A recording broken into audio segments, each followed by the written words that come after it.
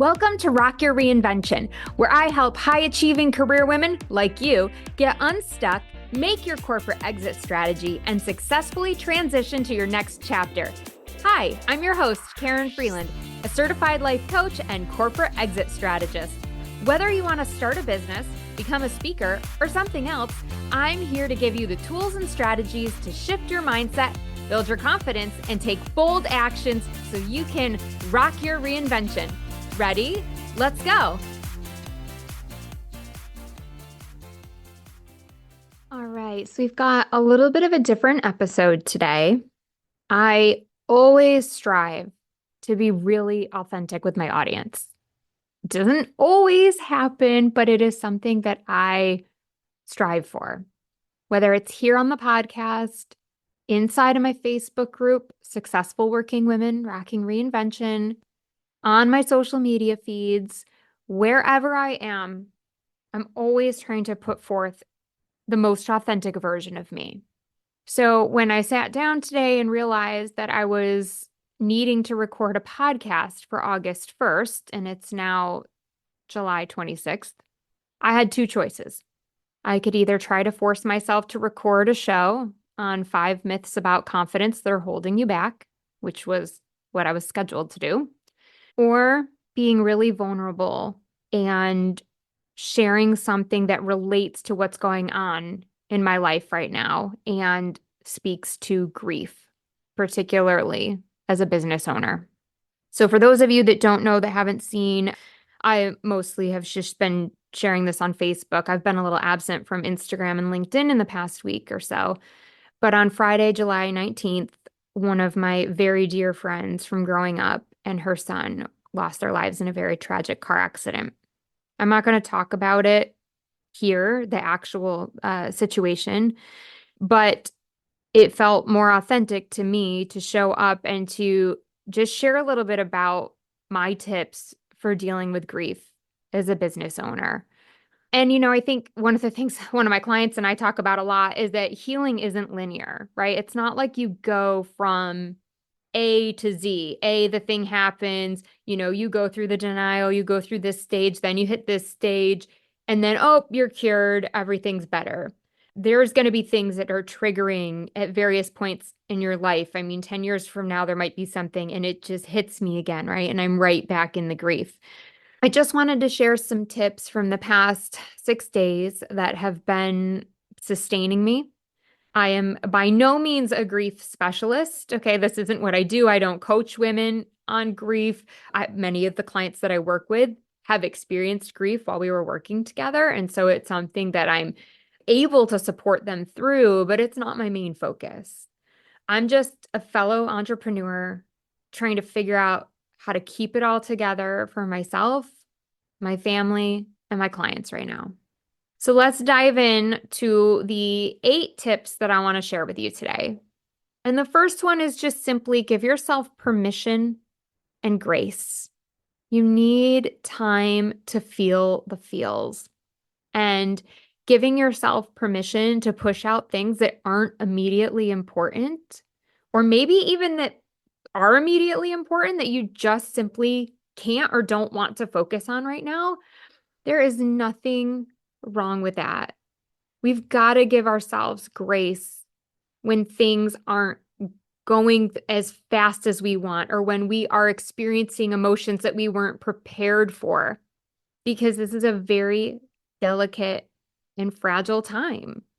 And, women, we're entrepreneurs, we're often bad anyway at giving ourselves permission to slow down, right? We're always looking at the to-do list. I got to do this, I got to do that. And we're never stopping to just relax and reflect and breathe in the moment. And so if there were ever a time to give yourself permission to do that, it would be right now. I had to go to an event on Wednesday and accept the SC Women in Business Award. And that was not easy. I was like, okay, I don't even know if I'm prepared to put mascara on, because it is going to be potentially all over my face in 5 minutes. Like, I don't know what emotions are going to hit me when. But I gave myself the permission to go and to leave early if I needed to. I didn't have to stay the whole time if I wasn't feeling up to it. And at the end, I took a couple pictures with a fellow business owner and friend who was also a recipient. Oh, from Leah Stoudenmeyer, who's from the Rocket Co. She was on, I think, episode 7 of the podcast. So you can go back and check that out too. But it was great to just spend a few minutes with her. And then, there were a lot of people staying and taking pictures. And I was like, I just, no, I can't. I don't want to. And we just left. And so that's okay. Giving myself permission not to feel like I had to keep that smile plastered on my face and do things that I wasn't comfortable doing in that moment. So if you're going through some grief right now, I want you to ask yourself, where do you need to give yourself permission right now? What can you push off? What do you want to push off? And there may be things that you want to do. So what is a welcome distraction that you'd like to still continue with right now? Right? The only caveat I'll say to that is just make sure it's something that you can actually do well. I took a couple of client calls this week and they were very flexible. They reached out to me and said, "Hey, we can move our session." And I said, "You know what? I really would actually love to spend time with you. I'd love to be on a call serving you because that would be such a great distraction for me. And I know that I can do it well, that I can actually separate myself for that hour and just be present for you." And so that was one of the decisions that I made on a couple of instances this week to continue with client calls. Okay, so my second tip is to care for your physical well-being. We're going through a lot of emotional pain right now. And so we need to make sure that we're keeping up our physical energy. We need to make sure we're getting enough sleep so that we can function. And hydrating. Oh my goodness, I've been so dehydrated since I found out. I'm just like, I know I'm not drinking enough water and I'm trying to be really, really intentional about it.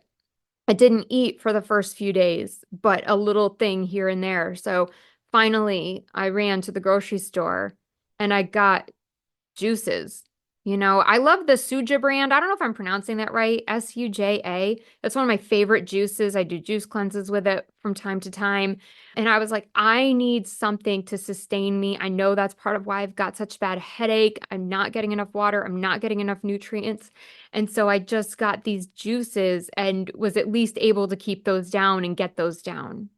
Nobody needs a hero right now, right? And one of the things I think I was almost like punishing myself as I was feeling all the feels. I never take aspirin. Like it's just kind of one of those things. Like I try not to take stuff over the counter, right? I'm like, no, I'm fine. I'll get through it. And finally, after having a headache for the first 48 hours, I was just like, what am I doing? Who am I trying to prove something to? Why am I putting myself through this physical pain when I could simply take some aspirin and just feel better? So, as you're facing your unique situation, what do you need to do right now to care for your physical well being, to help you go forward for one more hour, for one more day? And I think it's really helpful for me when I'm looking at things to put it into those smaller chunks. It's not, how am I going to get on in this life without Tiffany? Like, how am I going to do this? It's like, how am I going to get through the next hour? How am I going to get through the next 24 hours? And just focusing on those smaller chunks. Okay, the third thing I'm going to offer up, and this isn't maybe going to be for everybody, but some of you might really resonate with this, and that's tap into your faith, whatever that looks like for you. So for me, I'm a Christian, and the promises of God and his steadfast love are what keeps me sane. And I know that suffering is a part of the Christian life, right? It goes hand in hand. It's a package deal. It's like, hi, you're Christian. Okay, good. Get ready to suffer. It's just part of the process. And so, we try to offer it up and suffer well. And yeah, I don't like, for me, it's unite myself with Christ, like what he's gone through for us. How can I embody that right now in what I'm experiencing and what I'm feeling? For me, God always talks to me through Christian music. So that's one of the ways I'm tapping into my faith, is just continuing to listen to that contemporary Christian music and allowing it to speak to me, seeing the words and the things he wants me to know and hear. I thought it was really interesting this week that my prayer journal had Psalm 147, verse 3. He heals the brokenhearted and binds up their wounds. I was like, are you really? This is not a coincidence, right? Like, this was there for that exact moment. And another piece of scripture that I've been relying on and perhaps will be beneficial for you is Matthew 5, verse 4. Blessed are those who mourn, for they shall be comforted. And while maybe I don't always feel comforted in this moment, I know that that comfort is coming in one way, shape, or another. So as you look at your situation, how can you tap into your faith? What would that look like for you? Maybe it's spending time in nature and just reflecting on the circle of life. I don't know. Maybe it's meditation. I'm sure there's lots of other ways to tap into your faith that I'm not even familiar with. So don't be afraid to explore those and see what fits and works for you. Okay, tip number 4 is to not make any big decisions. I don't know about you, but death always triggers a lot of emotions in me, and it gets me thinking like, am I doing enough? Is this how I should be living? Like, is there something else I should be called to? It can be really tempting in that moment to react to all the thoughts and feelings that you're having. But generally speaking, I would not advise that you like walk in and quit your job today, right? And you know me, I love helping people leave corporate. I am all for chucking up your deuces and leaving your corporate job. But that's probably not the right move at this very moment in time. Instead, I think it's really important to listen to those thoughts and feelings and capture them in some sort of journal or something. And then you can come back and see if these thoughts and feelings ring true for you in a few weeks, maybe a few months, or whatever that appropriate time frame would be for you. Because when we're having a trauma response, your brain starts to shut down. Trauma can cause your brain to remain in a state of what's called hypervigilance.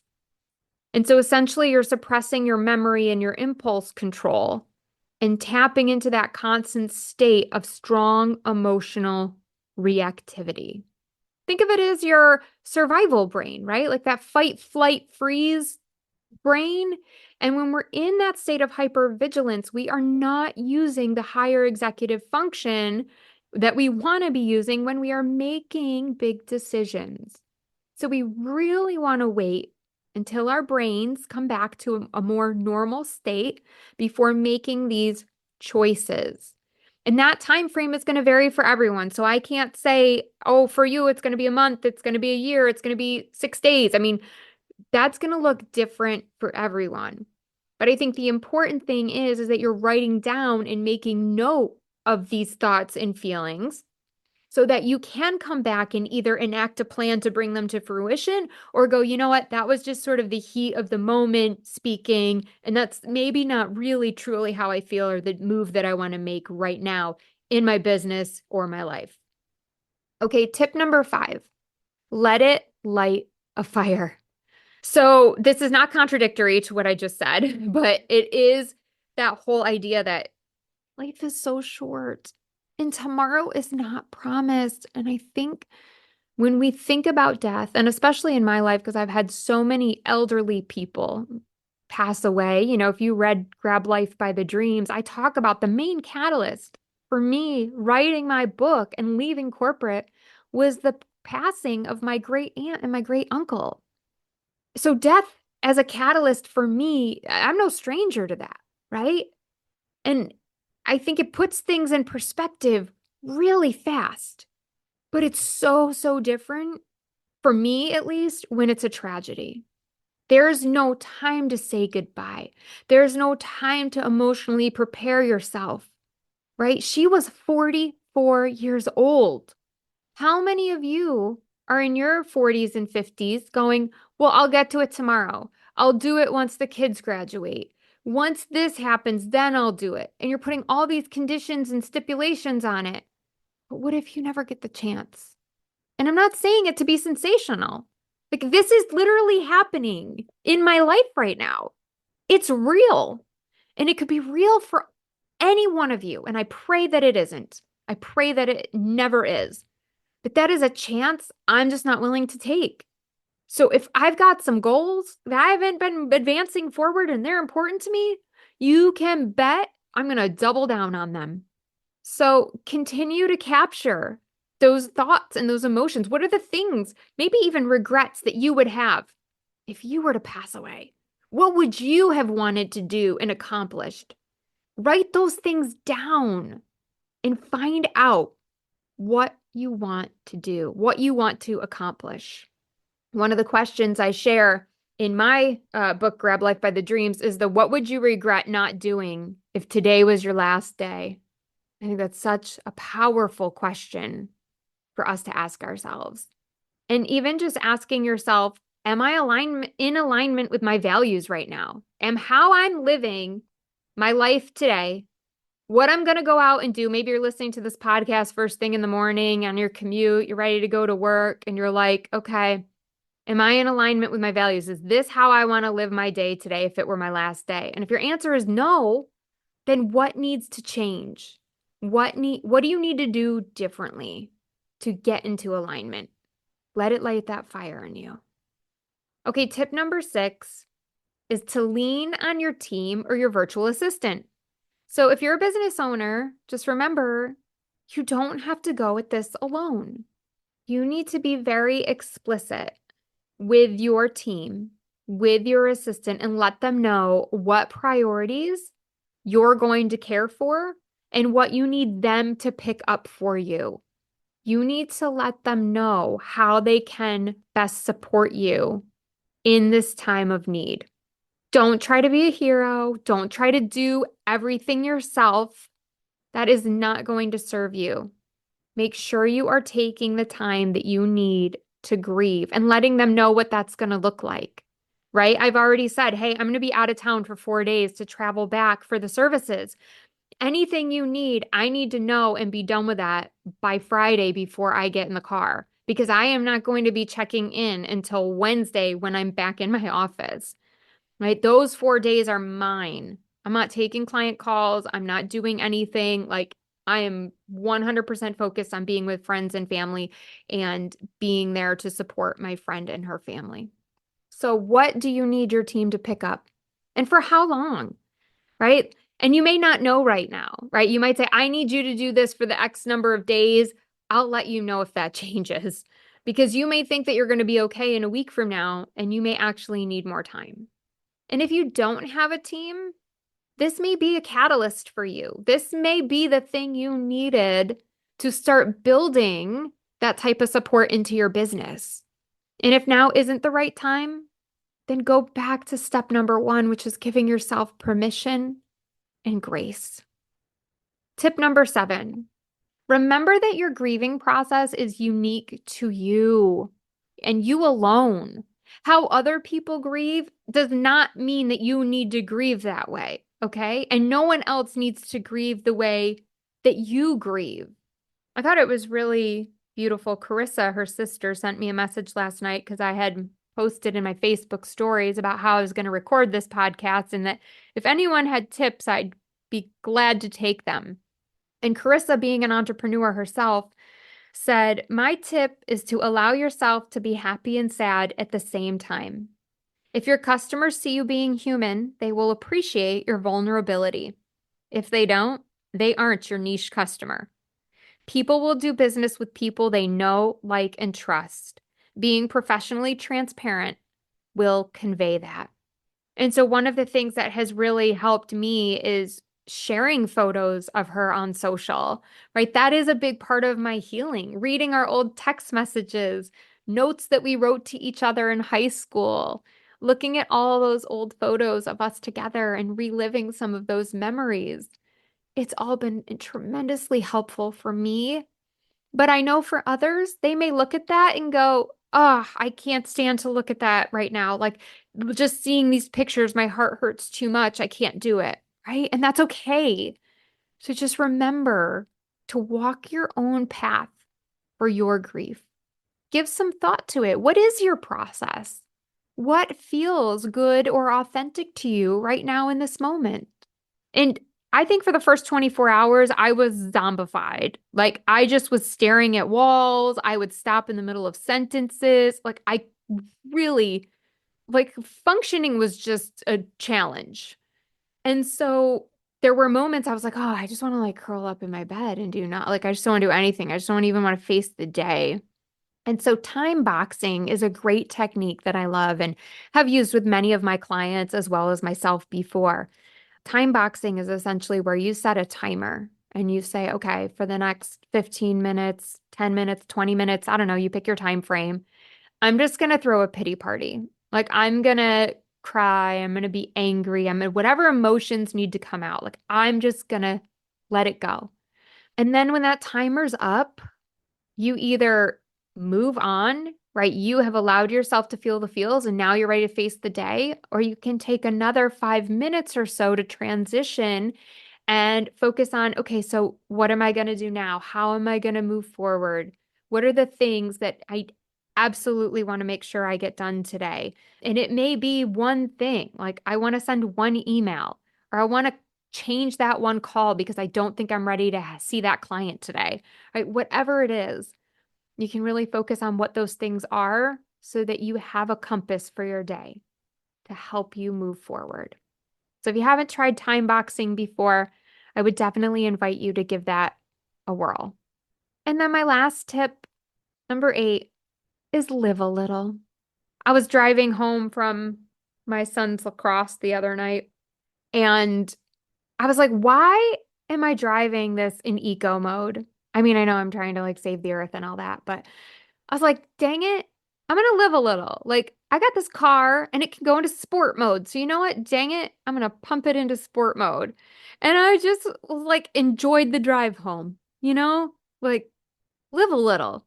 Get the extra large latte. Book that trip to Italy. That's what I want to do. I want to go to the Amalfi Coast with my husband. I was like, we keep saying we're gonna do it.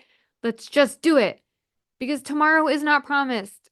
And every single day that we're here is a gift from our Creator. Every single breath we get to take is a blessing. And I think it's time, self included, that we treat it like the gift that it is all day, every day. So I want you to ask yourself, how could you live more fully and in the present moment? What else could you be doing? And maybe it's not right now because maybe right now living a little just feels too hard. But when you're ready, what could that be for you? Give it some thought and see how you can bring that to fruition. Because truly, truly, every day matters, and we never know when it's going to be our last. So if you're listening to this and you're going through your own grief, I want you to know that I'm thinking of you.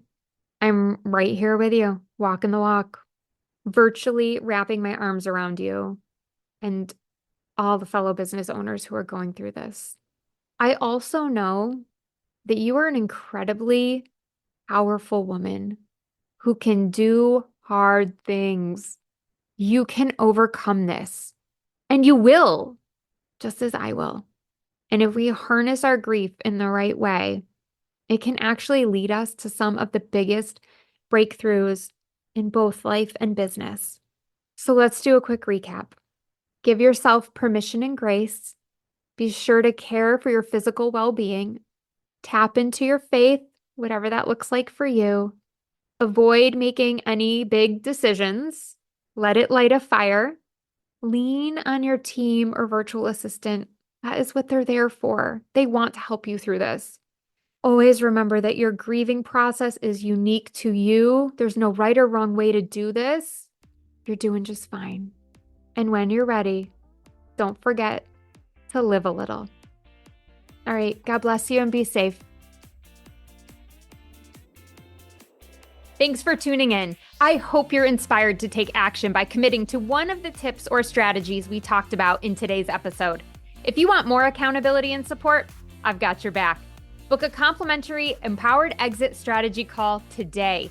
Visit KarenFreeland.com to learn more and book your 45-minute session. Until next time, stay fabulous.